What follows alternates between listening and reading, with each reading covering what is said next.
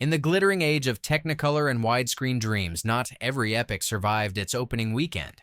Some sank so deep into failure that studios buried them in shame. Yet decades later, those very disasters rose from the ashes, rediscovered, reinterpreted, and revered. These are the box office bombs of the 1960s that defied fate to become cult masterpieces. Let's start counting from number 15. Number 15, Cleopatra, 1963. It was the film that nearly bankrupted 20th Century Fox. Cleopatra began as Hollywood's grandest gamble, a dazzling retelling of the doomed Egyptian queen's affair with Rome. But the production spiraled into chaos. Sets were rebuilt 3 times. Cast members collapsed from exhaustion under the desert sun. And the scandal surrounding Elizabeth Taylor and Richard Burton's off-screen romance overshadowed everything. The movie's budget ballooned from $2 million to over $30 million, making it the most expensive film ever produced at the time. Studio executives panicked. Reporters whispered that Fox might close its doors. When Cleopatra finally premiered, critics were divided. Some called it magnificent excess. Others mocked its endless length and hollow spectacle. Audiences stayed away, and the film's disastrous box office performance sent shockwaves through the industry. But here's the twist.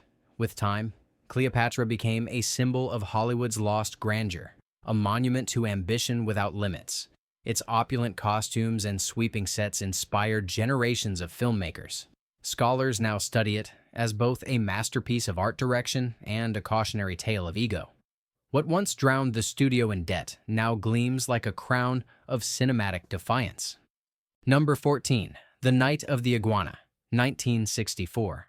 When director John Huston filmed The Night of the Iguana in the humid wilds of Mexico, few expected chaos to follow. Adapted from Tennessee Williams's play, it told the story of a defrocked preacher, his inner torment, and his encounters with desperate souls along a sun-bleached coast. Critics expected sultry melodrama. What they got was scandal and near collapse. The production was a storm of heat and hysteria. Richard Burton, still reeling from tabloid frenzy over his affair with Elizabeth Taylor, clashed with castmates.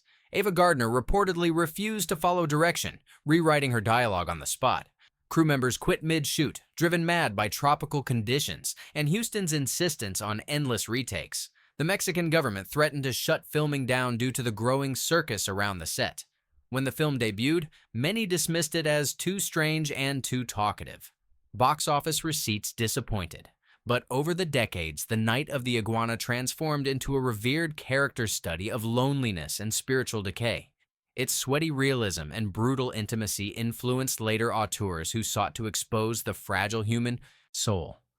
What was once derided as a messy Southern fever dream now stands as one of Huston's most haunting works, the movie that captured madness and made it beautiful. Number 13, Point Blank, 1967. When Point Blank hit theaters, audiences didn't know what to make of it. It was too cold, too fragmented, too violent. Starring Lee Marvin as a man betrayed and left for dead, it abandoned traditional storytelling for dreamlike visuals and non-linear pacing. Critics called it incoherent. The studio re-edited it without the director's approval. It barely earned back its budget. Behind the camera, director John Boorman clashed constantly with MGM executives. They demanded a standard crime thriller. Boorman delivered a psychological labyrinth instead. On set, Marvin reportedly insisted on minimal dialogue, saying the character should act like a ghost of vengeance rather than a man. Studio publicists panicked, unable to market a film that felt neither noir nor art house, but something disturbingly in between. Yet time changed everything. Film students rediscovered Point Blank in the 70s and declared it visionary. Its fractured editing, color motifs, and detached violence inspired filmmakers from Quentin Tarantino to Nicholas Winding Refn. What critics once saw as confusion, modern viewers see as innovation. The movie's influence pulses through neo-noir, revenge thrillers, and even cyberpunk cinema. Point Blank didn't just survive its failure. It defined a new cinematic language, one where silence, disorientation, and menace replaced the comfort of clarity. The bomb that no one understood became the codebook for decades of stylish rebellion. Number 12, Barbarella, 1968. When Barbarella first landed on theater screens, critics laughed, audiences shrugged, and Paramount quietly mourned what it thought would be a space-age hit. Starring Jane Fonda as a fearless explorer in a psychedelic universe, the film promised cosmic adventure. What it delivered was something no one was ready for, a surreal fever dream wrapped in shiny futurism.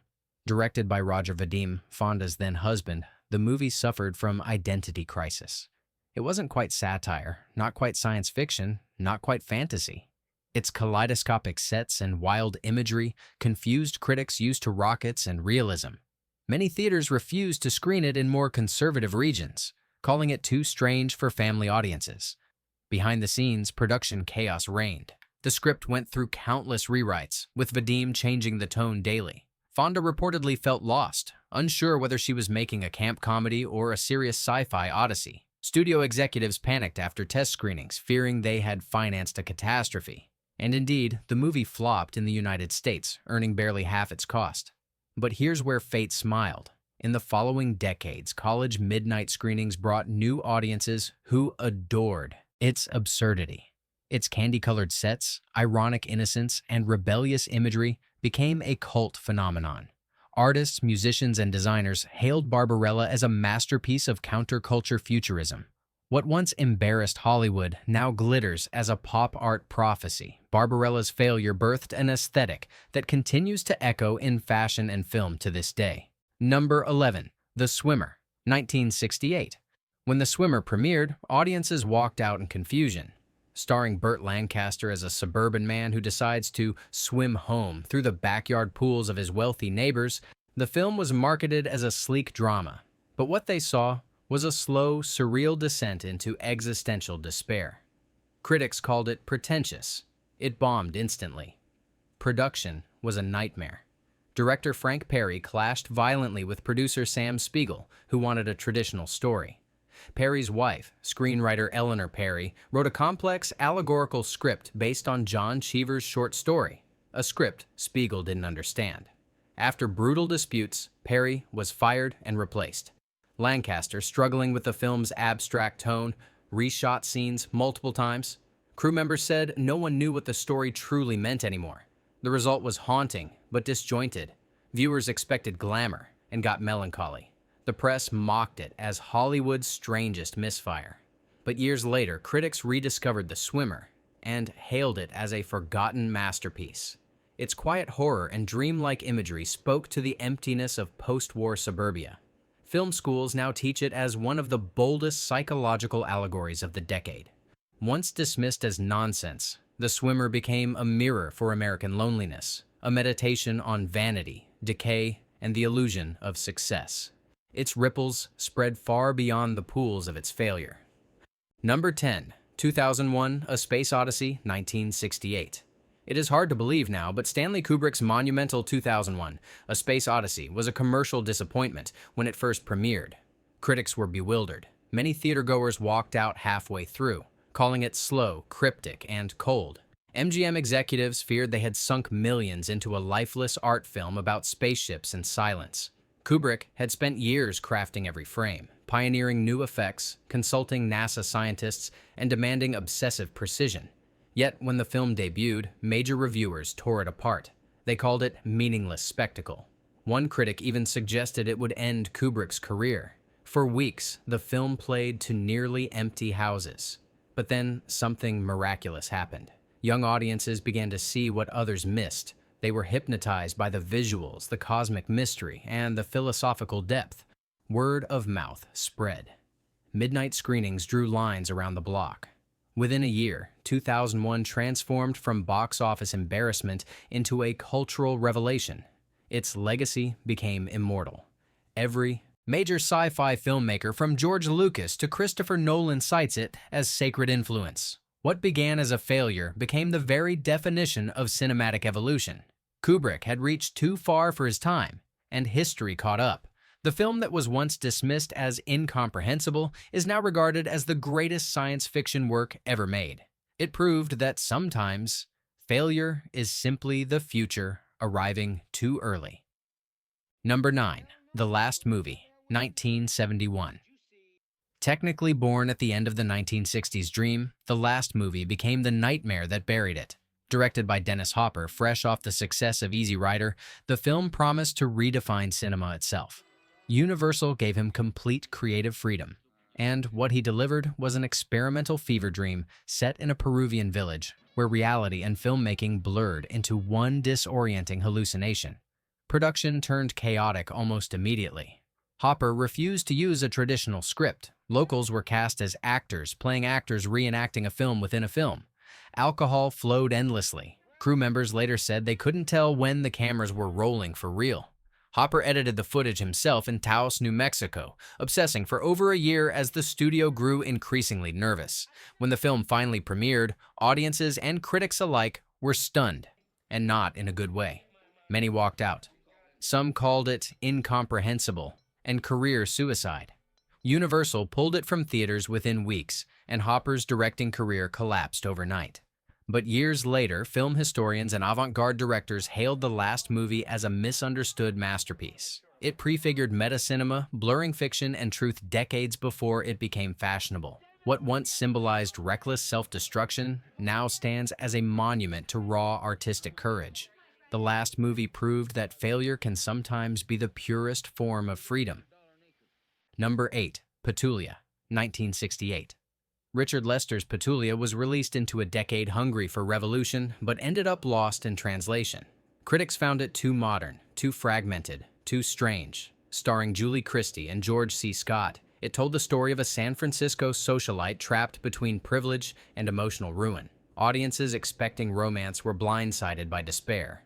Lester filmed Petulia like a shattered mirror. Flashbacks, jump cuts, and sound experiments turned a simple drama into a kaleidoscope of broken moments. Studio executives begged him to simplify it. He refused. Warner Bros., unsure how to sell it, buried it beneath generic marketing. When it premiered, reviewers dismissed it as confused self-indulgence. It bombed at the box office. Yet, Petulia captured something that no one else dared show: the quiet disintegration of the American dream beneath the glittering surface of the 1960s. Its alienation, its critique of modern relationships, its haunting score. By John Barry, all would later be celebrated by directors like Paul Thomas Anderson and Steven Soderbergh. Petulia became a cult artifact of emotional realism, studied for its bold editing and melancholic vision. The movie that failed to speak to its own generation ended up defining the loneliness of everyone after it. Sometimes the misunderstood work is simply speaking to an audience not yet born. Number 7. Seconds, 1966. Seconds was a movie too disturbing for its own era.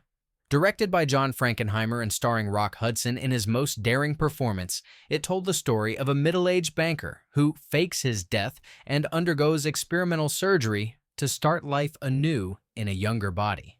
What begins as rebirth turns into a nightmare of identity and control. Audiences recoiled. Critics were unsettled. The studio executives at Paramount panicked after preview screenings, calling the film too grim and too strange. It was released quietly and quickly vanished. Frankenheimer was devastated. Hudson, who had risked his heartthrob image for the role, saw his performance ignored. Behind the scenes, the production had been just as haunting. The cinematography by James Wong Howe used distorted lenses and claustrophobic close-ups that made viewers physically uneasy. The film's chilling finale, shot in near-total darkness, left audiences horrified. Religious groups condemned it for its godless themes of human reconstruction. But decades later, Seconds found its resurrection. Modern critics now hail it as one of the most visionary works of science fiction horror. Its exploration of consumerism, body politics, and existential despair foreshadowed everything from the Stepford Wives to Black Mirror. What once terrified audiences now mesmerizes them. Seconds stands as proof that sometimes the scariest truths are simply ahead of their time. Number 6. The Magus, 1968. When The Magus arrived in theaters, it was supposed to be a profound psychological puzzle. Instead, it became one of the most infamous flops of its decade. Starring Michael Caine, Anthony Quinn, and Candice Bergen, it adapted John Fowles' best-selling novel about illusion, manipulation, and moral confusion. But the movie's ambition collapsed into bewilderment. Michael Caine later called it the worst film he ever made. Even he admitted that he didn't understand the plot. The story followed a young Englishman who accepts a teaching job on a remote Greek island and encounters a mysterious millionaire who subjects him to elaborate psychological games. Viewers hoped for a thriller. What they got was a riddle wrapped in surrealism. Production was a nightmare. Director Guy Green struggled to translate Fowles's dense novel into visual form. The screenplay, rewritten multiple times, grew so cryptic that no one knew what each scene truly meant. The Greek landscape looked stunning, but the story collapsed under its own mystery. When the movie premiered, critics tore it apart. It vanished from cinemas in weeks. Yet decades later, the Magus resurfaced among cinephiles who admired its atmosphere, its hypnotic imagery, and its refusal to explain itself. In the age of puzzle box storytelling, its influence became undeniable. Films like The Wicker Man and Lost Highway owe something to the Magus's bold disorientation. The film that once baffled audiences became a guidebook for cinematic mystery. Sometimes, failure is simply the price of being too enigmatic for the moment. Number 5. Wake in Fright, 1971.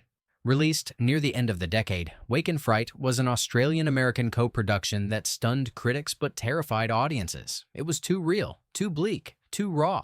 The film followed a mild-mannered teacher stranded in an outback town, slowly descending into alcohol, violence, and despair. Shot with scorching realism, it painted rural life as a sun-baked nightmare. At Cannes, the film received standing ovations, but back home, it was reviled. Australian audiences rejected it, calling it unpatriotic. Censors demanded cuts, and many theaters refused to screen it.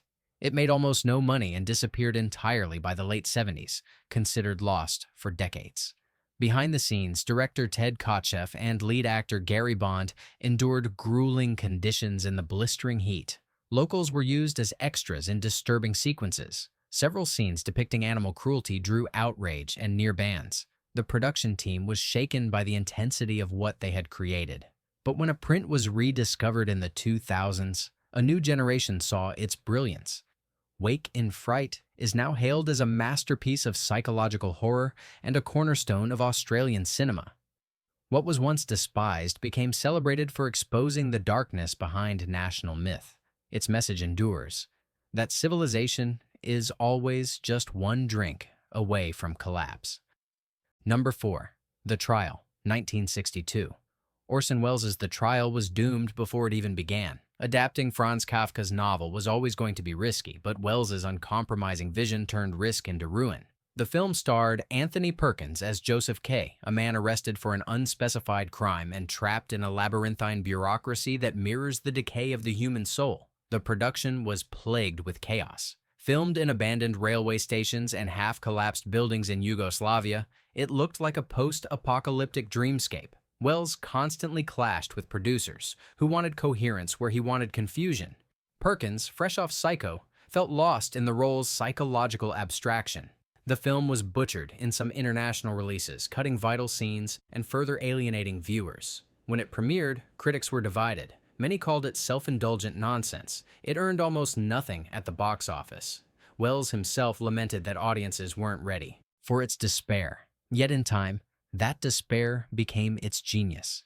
The Trial was rediscovered by film students who recognized it as one of the purest translations of Kafka's existential dread ever committed to film. Its visual language, long corridors, vast shadows, endless doors, became essential to dystopian storytelling. From Terry Gilliam's Brazil to David Fincher's Seven, echoes of Welles's doomed vision linger everywhere. The Trial proved that failure can sometimes be the truest form of prophecy. Number 3. Bonnie and Clyde, 1967. When Bonnie and Clyde first roared onto screens, it shocked audiences to silence. Critics despised it. The New York Times called it disgusting.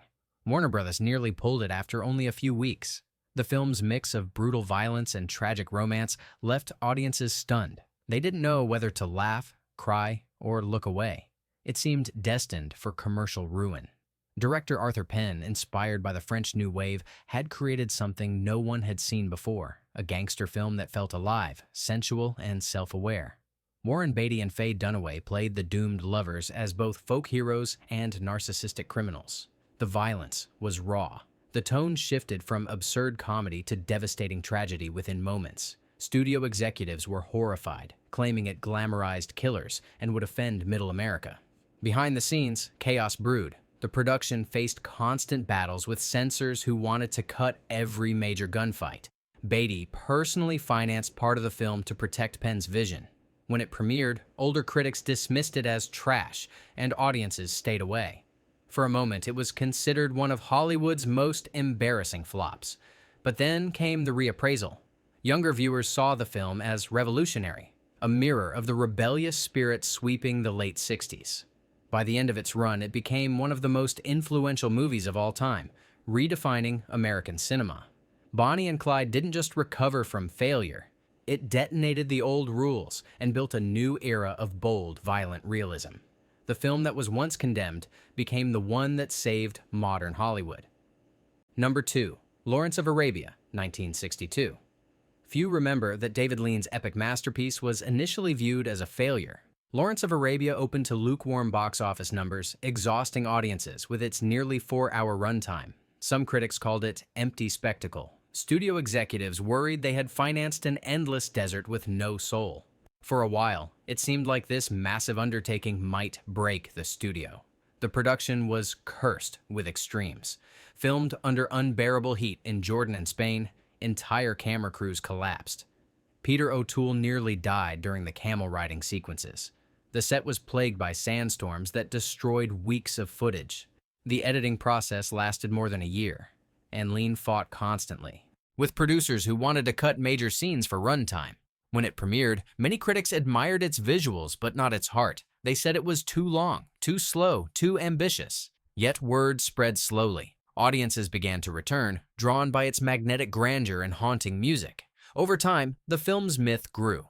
Now, Lawrence of Arabia is regarded as one of the greatest achievements in cinema history, a film so vast and poetic that it defined what epic storytelling could mean. Its widescreen loneliness, its moral ambiguity, and its human fragility became timeless. What began as a weary misfire became the ultimate symbol of cinematic transcendence. Number 1. Blade Runner, 1982. Yes, though technically arriving 2 decades later, Blade Runner carries the soul of the 1960s failures that came before it. Ridley Scott's neo-noir future was born from that same spirit, misunderstood, ridiculed, and buried by its own ambition. When it premiered, critics tore it apart for being slow and confusing. Audiences wanted Star Wars and got a rain-soaked elegy about mortality. Harrison Ford disliked the voiceover forced upon him. Studio executives demanded a happy ending. The film opened weakly and vanished within months. It was, by every measure, a financial disappointment. Yet buried within its failure was the seed of immortality. When the director's cut surfaced years later, everything changed. Audiences finally saw Scott's intended vision, a meditation on identity, death, and the meaning of being human. The cult following exploded. Today, Blade Runner is studied, worshipped, and quoted. Its influence stretches across every corner of science fiction, from anime to architecture. It was the ultimate redemption story, the film that taught the world that the misunderstood masterpiece never dies. In the shadow of its failure, a new kind of future cinema was born, dark, reflective, eternal. Every flop tells a hidden truth. That vision often looks like madness before it becomes legend. These films remind us that failure isn't the end. It's the furnace where genius is forged. Which of these cinematic disasters do you think deserved better? Let me know in the comments, and don't forget to like and subscribe for more stories buried beneath the silver screen.